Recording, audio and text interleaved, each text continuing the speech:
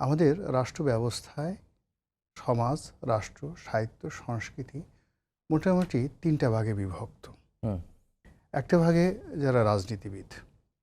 তো রাজনীতিতে এমন একটা অবস্থা তৈরি হলো যেখানে সাধারণত ভালো মানুষ আসতে চাচ্ছেন না। হুম, ৯১ থেকেই যারা আসছেন সকলে মিলে তার চরিত্র হনন, এ লক্ষ্মীপুরের তাহের, এ জয়নাল হাজারী, এ শামীম ওসমান, এ মানে নানা রকম ট্যাগ দিয়ে the politicians it seems to be corrupted.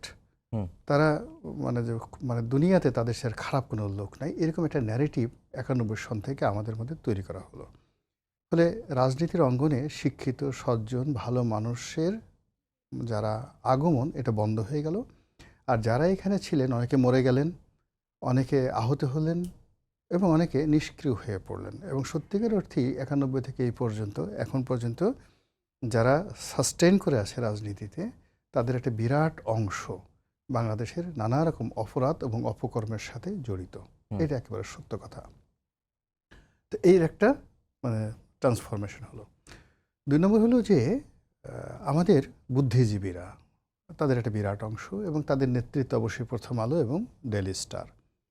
তারা চিন্তা করলো যে এই দেশ বিনির্মাণ করার জন্য, এই দেশকে উন্নত করার জন্য বুদ্ধিভিত্তিক চর্চা করে ভালো চরিত্র এবং আধুনিক শিক্ষায় শিক্ষিত এরকম কিছু ভালো মানুষ আমাদেরকে তৈরি করতে